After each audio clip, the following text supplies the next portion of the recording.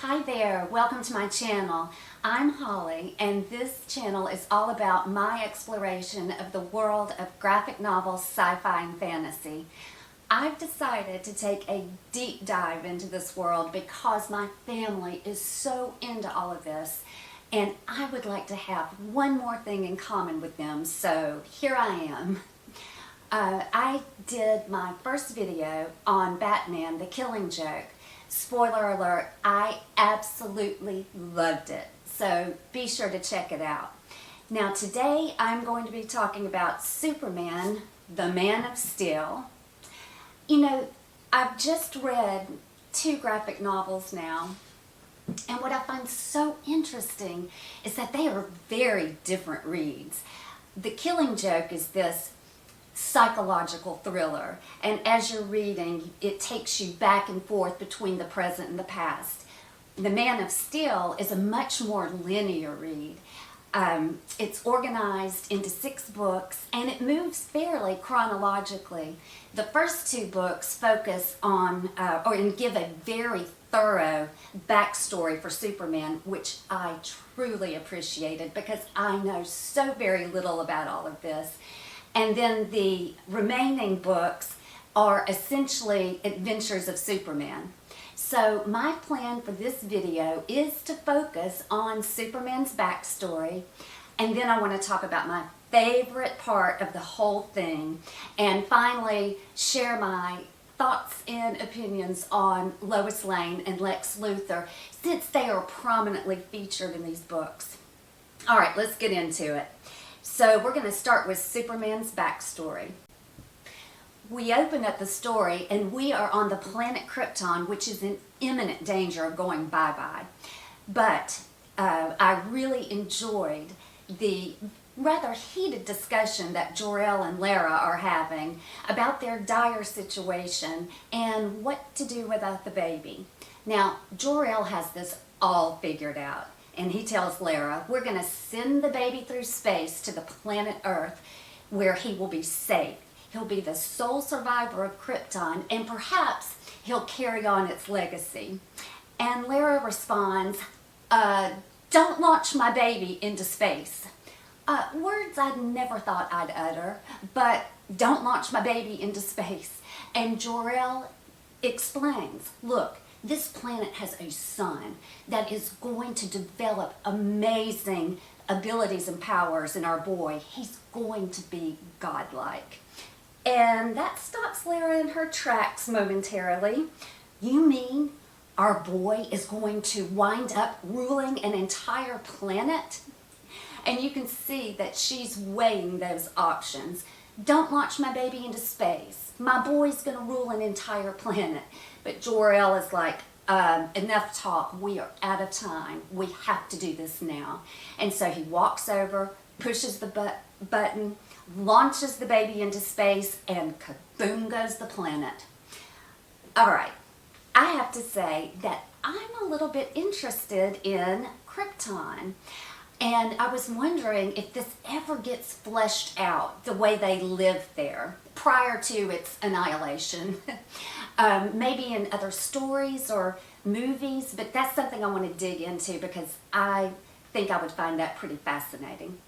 All right, so now we are in the sleepy town of Smallville, where we meet a lovely couple by the name of Jonathan and Martha Kent, and they just discovered a capsule in a field close to their home, and upon further inspection they discover a baby inside, and Martha Kent snatches it up and says, we're keeping the baby. Jonathan Kent, a voice of reason, says, whoa, wait a minute, we don't know where this baby comes from. He might be part of a NASA project for all we know, but Martha Kent's not going to be swayed. No argument can convince her she's got to keep this baby. And, you know, I was wondering, how are they going to explain the sudden arrival of a baby in their home? I mean, Smallville, if it's like other little towns, everybody knows everybody, and they love to be in everybody's business. But the writer answers that question for us. As soon as they arrive home with the baby, a blizzard of historic proportions descends upon Smallville, leaving everybody homebound for 5 months. Oh Lord, I hope they had enough toilet paper. That's all I could think of. Oh my gosh, I hope they were prepared for this. But you know, the math adds up. A lot of people don't announce their pregnancies for 3 or 4 months. So once everybody was able to emerge from their homes and go into town, all the Kents had to say was, surprise, look what happened during the blizzard. Meet baby Clark. And you know, it wouldn't surprise me if Smallville experienced a little bit of a baby boom during that time. Everybody was stuck in their house for 5 months. What else were they gonna do? Hee hee. Anyway, moving on. We now fast forward 18 years, and people are beginning to take notice of Clark's superior physical abilities, particularly on the football field. But Jonathan realizes, it's time. I've got to let him in on this little secret. So he takes Clark to the field where he was discovered, shows him the capsule, and tells him, you're adopted, and we don't know where you're from. And Clark decides right then, I will venture out into the world and use my powers for good, but it will always be done in secret. I'd like to take just a moment to talk about the artwork. Now, I am no art expert at all, but Clark Kent's supposed to be 18 at this time, and the artwork suggests otherwise. To me, he looks 30 if he's a day. And the Kents, I'm sorry, they look more like grandparents. Now, I know that they had tried for 8 years unsuccessfully to have a baby, so this is a little more late in life for them, but my goodness. Yeah, they look a little bit older than you would expect, but that's just my opinion. I'm going to move on. So now we fast forward another 7 years, and we see that Martha is finishing up Clark's scrapbook. All right, what is up with all of this scrapbooking? You have it in The Killing Joke with Commissioner Gordon working on his, and now Martha Kent. I have nothing against this wonderful pastime. I just find it funny that the first 2 graphic novels I decide to read both have scenes depicting scrapbooking. And I was just thinking, a writer might go, hey Joe, I've got this wonderful idea for a new storyline. That's great, Bob. Wait a minute. Have you reserved a panel dedicated just to scrapbooking? Why, yes I have. It's the first thing I wrote down. First thing I thought about. But I digress. So Clark has been living in Metropolis for the last 7 years, and he finally gets exposed. He is at a large outdoor event celebrating the 250th anniversary of Metropolis when disaster strikes. 2 planes collide mid-air, and there's Clark looking at it, and you know he's thinking, my life as I've known it is now over.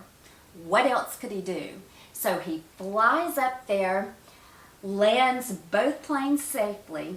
Lois Lane happens to be on one of those planes.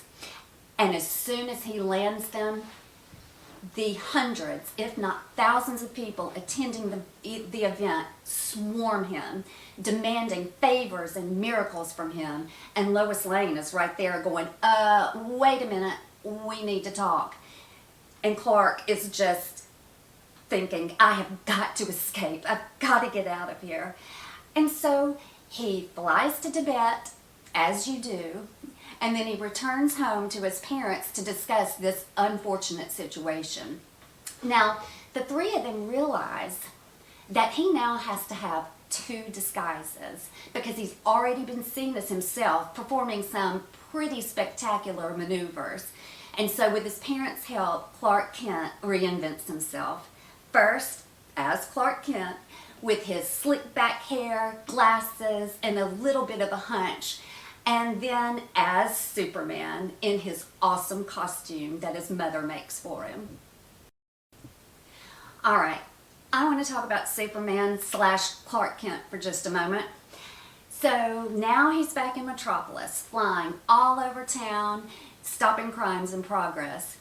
And we have this one scene where you see a girl walking down the street listening to music on her boombox.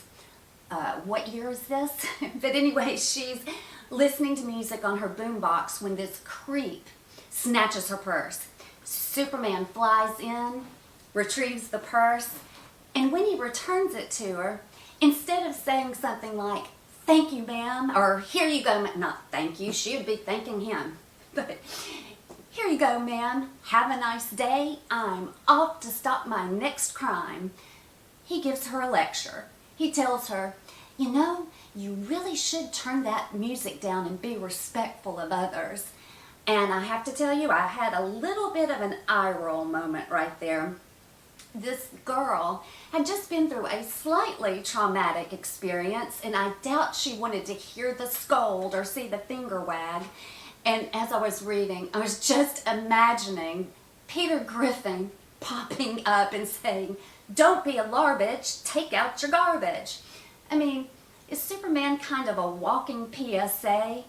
And this is like the second or third time that he has said something like this, and it made me start to think, is Superman a bit of a goody two-shoes? Now, I don't have a problem with goody two-shoes. I'm married to one. But Clark Kent is, and Superman, is polite, respectful, a rule follower. And you know, we need rule followers just as much as we need mavericks. And he was magnificently raised by two wonderful parents. And he's intelligent. You know, he realizes that he must control his own story. He must control what the public finds out about him. And what better way to do that than to become a reporter at the Daily Planet? So he's a solid citizen. He's a good man. I don't know if I'd invite him to my party, but he would make an excellent designated driver. So those are my initial impressions of Clark Kent and Superman. I like him a lot. All right, so now what I want to do is talk about my favorite part of the whole thing. So it's book 3. I turn to it and I see it's titled "One Night in Gotham City." Yes, it's Goody Two-Shoes versus the Vigilante. I am so here for it. And speaking of being here for it, if you enjoy this content, I ask that you take a moment to subscribe and hit the like button and come back for more. All right, I know that Superman and Batman are not against each other. It's just they are diametrically opposed in their thinking on how to stop crime. And Superman has just invaded Batman's territory. And for what purpose? Well, to give him a lecture, of course. He says, "I don't like the way you do things around here. You really should let the police handle it." Oh my gosh, Commissioner Gordon would love Superman. Unfortunately, he's got his hands full with Batman, though. So Batman looks at him and says, "Excuse me, this isn't Metropolis. This is Gotham City. The underworld live here. The underworld. And the police can't hack it here. And sometimes I have to get my hands dirty. And by the way, you've interrupted my progress on stopping this crazy lady who's been running around town targeting jewelry stores and antique shops, and there have been deaths." So Superman, ever the gentleman, offers his assistance, and they team up together to defeat Magpie. Okay, we gotta talk about Magpie. I loved her. This is just a woman who has an intense desire to collect all the shiny, beautiful objects that she can get her hands on. And at this moment, she is eyeing 12 gorgeous Fabergé eggs. And then we get to meet the lovely woman herself. I took one look at her and I fell in love. What a fabulous villain. I loved her look, the fishnets, the hair, the glasses. And she is mean as hell. When one of her henchmen royally screws up, in order to punish him, she paralyzes him, puts a stick of dynamite in his mouth, and as she's about to light it up, one of her other underlings shouts, "No, boss, not happy birthday, not happy birthday." I died. That slayed me. I absolutely love the dark humor that is just threaded through both of the novels I've read so far. This is so right up my alley. And I really enjoyed seeing Superman and Batman work together to take care of a common criminal. And I was also wondering, is there a team Batman or a team Superman? I know what team I'd be on right now, but I'm open-minded and my mind can change after I do more reading. Let me know which one you prefer. Alright, so now I would like to talk about Lex Luthor and Lois Lane. I'm loving the alliteration. It seems to be everywhere. But you know, it's really a smart device to use because it at least helps me remember the names. Alright, let's start out with Lois Lane. She is a Pulitzer Prize winning journalist. She is completely wrapped up in her career. She's hardworking, driven, and she'll do anything to get an interview. Can we agree that Lois is just a little bit unhinged? Case in point, when she can't get an interview with Superman, she decides to drive her car off of the pier into the water, thinking that Superman will save her and she'll get her exclusive. Hey, I completely admire the creativity and the dedication, but this is not normal thinking, right? And you know, she's got a thing for Superman. So how far is she willing to take this? Would she be thinking, I'm so lonely, I need him here, I think I'll fling myself off this building? Or, I haven't seen him in 3 days, I think I'll set myself on fire. It's really not that big of a leap, I don't think. So she really has the hots for Superman. But with Clark Kent, she runs cold. In fact, I think she's a little bit contemptuous of him. And boy, can she hold a grudge. According to the story, even after 18 months, she is still fuming over the fact that Clark Kent waltzed in and scooped her on the Superman story. She's like a dog with a bone. She just cannot let it go. But she's also brave, and I would say fearless, as evidence of her driving her car off of a cliff. But she really kicks some major butt on Lex Luthor's ship when some very bad men come on board and start threatening everyone. So I really, really like her. I would want her on my kickball team, but I would never cross her because I do believe she's a little bit of a ticking time bomb. All right. And now I'd like to turn my attention to Lex Luthor.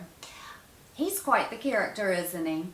So he's the second or third richest man in the world. The story says second or third.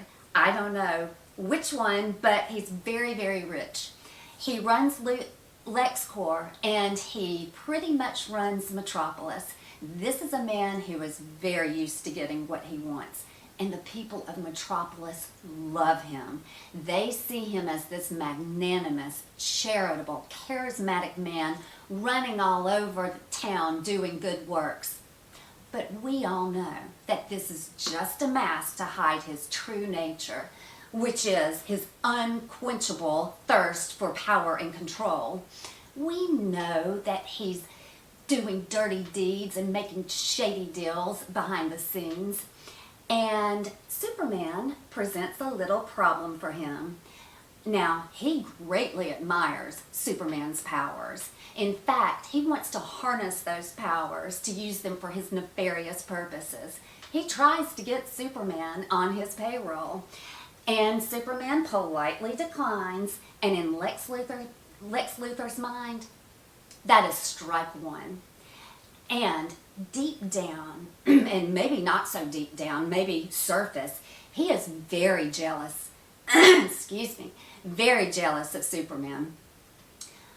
He was used to being about the most popular public figure in Metropolis, and Superman just breezes in and eclipses him in popularity. Strike two.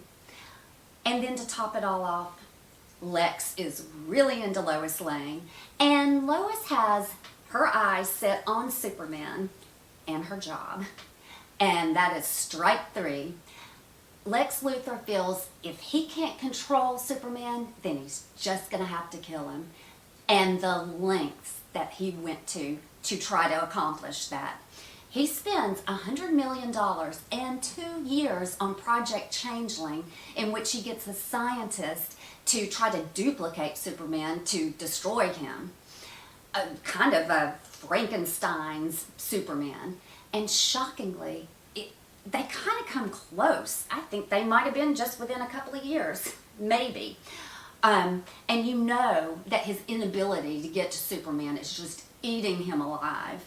Now, I love Lex Luthor as a villain. Absolutely love him. As far as my kickball team goes, I wouldn't want him on my team.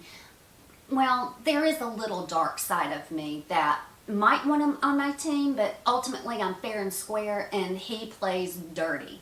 I wouldn't even want to play against him. I don't think we can be in the same league.